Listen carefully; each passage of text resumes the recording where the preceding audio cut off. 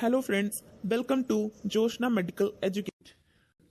सो friends, आज मैं explain करूंगी असेसरी ऑर्गन्स के बारे में। असेसरी ऑर्गन्स क्या होते हैं, कौन कौन से मेन असेसरी ऑर्गन्स हैं और उनके फंक्शंस क्या हैं।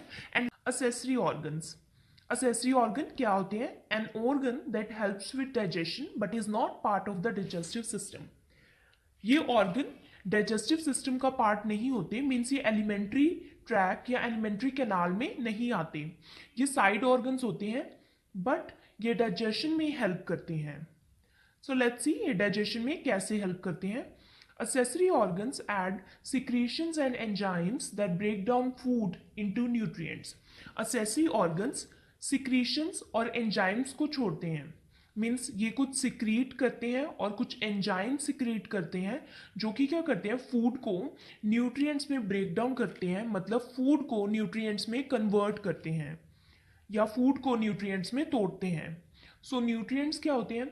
न्यूट्रिएंट्स होते हैं जैसे फैट्स, कार्बोहाइड्रेट्स, प्रोटीन्स, वाइटामिन्स, ये है न्यूट्रिएंट्स। सो फूड इसी फॉर्म में हमारी बॉडी में स्टोर होता है। देन असेसरी ऑर्गन्स, कौन से मेन असेसरी ऑर्गन्स हैं हमारी बॉडी में? फर्स्ट है सलीवरी ग्लैंड्स, जिसको मैंने कवर किया है इस वीडियो में, सलीवरी ग्लैंड्स को। Then liver, pancreas and gall bladder. So today इस वीडियो में हम स्टडी करेंगे सलीवरी ग्लैंड्स के बारे में। अब हाँ, ग्लैंड्स क्या होता है ये भी मैं आपको थोड़ा सा बताना चाहती हूँ कि ग्लैंड्स क्या होता है। तो देखते हैं glands. Glands produce and release substances that perform certain function.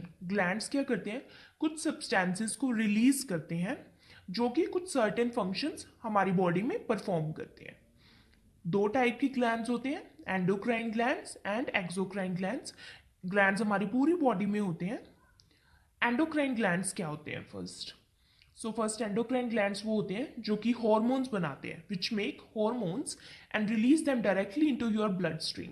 So main difference ये है कि एंडोक्राइन ग्लैंड्स हॉर्मोन्स बनाते हैं और डायरेक्टली हमारी ब्लड स्ट्रीम में, मतलब डायरेक्टली हमारे ब्लड में छोड़ते हैं। कोई भी डक्ट के थ्रू या किसी भी वे के थ्रू ये नहीं छोड़ते, डायरेक्टली ही ब्लड स्ट्रीम में अपने हॉर्मोन्स को छोड़ते हैं। नेक्स्ट है जो इसका सेकेंड टाइप है वो है एक्सोक्राइन ग्लैंड्स। एक्सोक्राइन ग्लैंड्स क्या प्रोड्यूस करते हैं? ये हॉर्मोन्स नहीं प्रोड्यूस करते, ये अदर सब्सटेंसेस को प्रोड्यूस करते हैं that are releases through ducts. अब ये अपने जो सिक्रीशंस हैं, जो सब्सटेंसेस हैं, वो डक्ट्स के थ्रू, मतलब डक्ट्स एक लाइक पाइप्स, हम कह सकते हैं कि एक पाइप जैसे होते हैं डक्ट्स, तो उनके थ्रू ये अपने सिक्रीशंस को छोड़ते हैं। सो मेन डिफरेंस इसमें ये है, एंडोक्राइन ग्लैंड्स अपने हॉर्मोन्स छोड़ते हैं डायरेक्टली ब्लड स्ट्रीम्स में, और एक्सोक्राइन ग्लैंड्स अपने सिक्रीशंस, हॉर्मोन्स नहीं बनाते एक्सोक्राइन ग्लैंड्स, अपने सिक्रीशंस डक्ट्स के थ्रू छोड़ते हैं। नेक्स्ट, फर्स्ट हम अपनी ग्लैंड पढ़ेंगे, दैट इज सलीवरी ग्लैंड्स। सलीवरी ग्लैंड्स एक एक्सोक्राइन ग्लैंड है। इट मीन्स ये कोई भी हार्मोन नहीं बनाती, लेकिन ये कुछ सिक्रीशंस अपनी डक्ट्स के द्वारा माउथ में छोड़ती है। तो पढ़ते हैं, salivary glands are exocrine glands. Exocrine glands क्यों है ये आपको क्लियर हो गया होगा। रिलीज देयर सिक्रीशंस, ये अपनी सिक्रीशंस यानी कि सलीवरी ग्लैंड्स क्या बनाती हैं? सलाइवा। सलाइवा जो हमारी मुंह की लार है उसको बोलते हैं सलाइवा।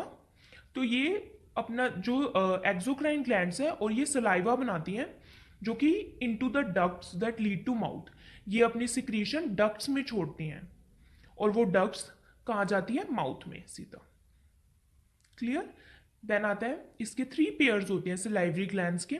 फर्स्ट पेयर है पैरोटिड ग्लैंड्स, सेकेंड सब mandibular glands and third sublingual glands. तो ये पेयर्स में प्रेजेंट होती हैं, मतलब 3 पेयर्स हैं इसके, तो टोटल 6 ग्लैंड्स हैं ये सलीवरी ग्लैंड्स।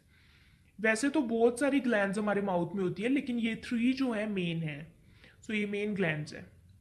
वैसे न्यूमरस ग्लैंड्स होती हैं सलीवरी ग्लैंड्स में। नेक्स्ट, फर्स्ट हम जो 3 मेन टाइप्स है, तो फर्स्ट है पैरोटिड ग्लैंड, इसके बारे में पढ़ेंगे। Parotid gland is situated one on each side of the face. This is parotid gland. Diagram में देखो, ये है पैरोटिड ग्लैंड, तो ये इस साइड भी है और दूसरी साइड भी है। मतलब अगर हम राइट साइड को शो कर रहे हैं फेस के, तो ये लेफ्ट साइड भी प्रेजेंट है क्योंकि ये पेयर में प्रेजेंट होती है। सो फेस के साइड्स में प्रेजेंट होती है। Each gland has a parotid duct, क्योंकि ये एक्सोक्राइन ग्लैंड है तो पैरोटिड ग्लैंड है, तो पैरोटिड डक्ट के द्वारा opening into the mouth, open होती है माउथ में at the level of second upper molar teeth. और ये अपनी जो सिक्रीशंस है, मतलब जो सलाइवा है पैरोटिड ग्लैंड, वो पैरोटिड, ये पैरोटिड डक्ट है डायग्राम में, ये पैरोटिड डक्ट है, और ये जो सेकेंड अपर मोलर टीथ है यहां पर अपनी सिक्रीशंस को छोड़ती है। सेकेंड अपर मोलर टीथ में अपनी सिक्रीशन को छोड़ती है, मतलब सलाइवा को छोड़ती है। नेक्स्ट, सब मैंडिबुलर ग्लैंड। अब हम पढ़ेंगे सब मैंडिबुलर ग्लैंड्स के बारे में। जो मैंडिबल है वो हमारी नीचे वाली जॉ की बोन है, तो सब मैंडिबुलर ग्लैंड मतलब मैंडिबल के नीचे, सब मीन्स नीचे, lie one on each side of the face under the angle of the jaw. तो ये भी दोनों साइड पे है, एक इस साइड है फेस की, एक दूसरी साइड है जो कि विजिबल नहीं है, इस डायग्राम में विजिबल नहीं है, वैसे दोनों साइड होती है ये भी, क्योंकि ये भी पेयर में है। तो ये मैंडिबल मतलब जॉ के नीचे, जॉ मीन्स हमारा जो जबड़ा है उसके नीचे ये प्रेजेंट है ग्लैंड, सब mandibular gland. Two submandibular ducts open on the floor of the mouth, one on each side of the frenulum of the tongue. और ये भी अपनी जो सलाइवा है, सिक्रीशन है, वो डक्ट्स के थ्रू ही छोड़ती हैं। तो सब मैंडिबुलर ग्लैंड है तो इसके डक्ट का नाम भी सब मैंडिबुलर डक्ट है। और ये जो टंग के नीचे फ्रेनुलम होता है, अगर आप मेरी प्रीवियस वीडियोस देखेंगे तो आपको और क्लियर हो जाएगा कि फ्रेनुलम क्या होता है, और भी जो पीछे मैंने यूज़ किए थे वर्ड्स वो भी पिछली वीडियो से क्लियर हो जाएगा, तो प्लीज़ वो भी जाकर देखिए। सो टंग के नीचे एक फ्रेनुलम होता है, मतलब टंग हमारी जुड़ी होती है फ्लोर के साथ, एक फोल्ड के साथ जुड़ी होती है, मसल का एक फोल्ड होता है म्यूकस मेम्ब्रेन का, उसको कहते हैं फ्रेनुलम। टंग जो है हमारी फ्लोर के साथ अटैच होती है फ्रेनुलम से। तो फ्रेनुलम के साइड में जो सब मैंडिबुलर डक्ट्स हैं वो खुलती हैं, तो फ्रेनुलम के साइड में मतलब टंग के नीचे सलाइवा छोड़ती हैं सब मैंडिबुलर ग्लैंड्स। ठीक है, सब मैंडिबुलर ग्लैंड जो है टंग के नीचे जो फ्रेनुलम है उसके साइड में अपनी सिक्रीशन को छोड़ती है, मतलब सलाइवा को छोड़ती हैं through the sub mandibular ducts. Next आता है सबलिंगुअल ग्लैंड्स। सबलिंगुअल ग्लैंड्स ये वाली हैं डायग्राम में, देखो। देन फर्स्ट है lie under the mucous membrane of the floor of the mouth in front of the submandibular glands. ये है सब मैंडिबुलर ग्लैंड्स की, इसके आगे ही है सबलिंगुअल ग्लैंड। तो ये फ्लोर ऑफ द माउथ मतलब जो नीचे साइड, हमारे माउथ के निचली साइड म्यूकस मेम्ब्रेन प्रेजेंट है उसके अंडर है ये, उसके नीचे है ये सब mandibular glands. They have numerous small ducts that open into the floor of the mouth. तो अब क्योंकि ये नीचे साइड है, फ्लोर पे है, माउथ के फ्लोर पे है सबलिंगुअल ग्लैंड्स, तो इसलिए ये वहां पर काफी सारी स्मॉल स्मॉल डक्ट्स हैं जिसके थ्रू ये अपना सलाइवा जो है फ्लोर ऑफ द माउथ पे छोड़ती है। न्यूमरस स्मॉल डक्ट्स हैं that open into the floor of the mouth. तो ये थ्री मेन ग्लैंड्स थी, सलीवरी ग्लैंड्स। फर्स्ट है हमारा पैरोटिड ग्लैंड्स, सेकंड हमने पढ़ा सब मैंडिबुलर ग्लैंड, और लास्ट है हमारा सबलिंगुअल ग्लैंड। अब हम स्ट्रक्चर पढ़ेंगे सलाइवरी ग्लैंड्स का, स्ट्रक्चर्स कैसा होता है। So structure of salivary glands are surrounded by a fibrous capsule. जो सलीवरी ग्लैंड है वो एक फाइब्रस कैप्सूल से घिरी हुई है, चारों तरफ एक फाइब्रस कैप्सूल है जो उसको हार्डनिंग प्रोवाइड करता है, उसको प्रोटेक्ट करता है फाइब्रस कैप्सूल। अब they consist of number of lobules made up of small acini lines with secretory cells। जो अब सलीवरी ग्लैंड है वो क्या है, नंबर ऑफ लोब्यूल से बनी है, बहुत सारे लोब्यूल्स मीन गुच्छे टाइप हैं। सो ये एक लोब्यूल डायग्राम में दिखाया हुआ है, ये पूरा एक लोब्यूल है जो क्या बना है, छोटे छोटे एसिनी सेल से बना है।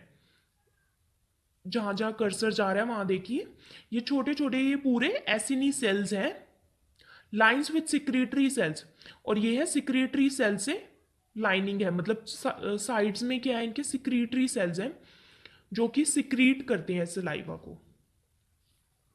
Then the secretions are poured into ductules. अब ये जो अपनी सिक्रीशंस हैं, ये डक्ट्यूल्स, ये आप देख रहे हैं, ये है डक्ट्यूल्स। ये डक्ट्यूल्स हर लोब्यूल से हर सिक्रीटरी सेल्स और एसिनी सेल से जो ये ब्रांचेज आ रही हैं इसको बोलते हैं डक्ट्यूल्स, जो कि मिलकर डक्ट बनाती हैं। ये बड़ी वाली डक्ट है और ये छोटी छोटी ब्रांचेज जो हैं ये डक्ट्यूल्स हैं। सो ये स्मॉलर यूनिट हैं डक्ट्स की। तो डक्ट्यूल्स क्या बनाती हैं? Join up to form larger ducts leading into mouth. अब ये जो डायग्राम में देखो, ये जो डक्ट्यूल्स हैं ये सारी जॉइन होकर ये बड़ी डक्ट बनाती हैं, लार्जर डक्ट बनाती हैं, और ये डक्ट सीधा जाकर माउथ में ओपन होती है और वहां पर माउथ में सलाइवा को छोड़ती हैं। Next, composition of saliva. अब आपको जानकर हैरानी होगी कि हमारा सलाइवा किस किस सब्सटेंस से बना हुआ है और कितना सलाइवा एक दिन में प्रोड्यूस होता है। So about 1.5 litres of saliva is produce daily. मतलब 1.5 लीटर सलाइवा डेली प्रोड्यूस होता है और ये इतना सलाइवा है कि जिससे एक साल में 2 बाथटब पूरे फिल हो सकते हैं। सो इतना सलाइवा हमारी जो माउथ है वो प्रोड्यूस करता है 1.5 लीटर्स डेली। एंड इसमें क्या होता है? सबसे ज़्यादा क्वांटिटी में इसमें वाटर होता है, वाटर, देन मिनरल सॉल्ट्स होते हैं, सोडियम क्लोराइड, ये होते हैं mineral salts. Then salivary amylase होता है इसमें। सिलीवरी अमाइलेज एक एंजाइम है, ये कार्बोहाइड्रेट की डाइजेशन में हेल्प करता है, salivary amylase. Then mucus, mucus जो है मॉइस्ट रखता है हमारे माउथ को, म्यूकस होता है इसमें, लुब्रिकेट करके रखता है हमारे माउथ को, ड्राई नहीं होने देता। देन इम्यूनोग्लोबुलिन्स, इम्यूनोग्लोबुलिन्स एंटीबॉडीज हैं, एंटीमाइक्रोबियल्स हैं, जो कि हमारे माउथ में जितने भी बैक्टीरियाज हैं या कुछ भी ऐसे हार्मफुल ऑर्गेनिजम्स हैं उनसे हमें प्रोटेक्ट करता है। And the enzyme lysozyme, lysozyme भी एक तरह से एंटीमाइक्रोबियल है।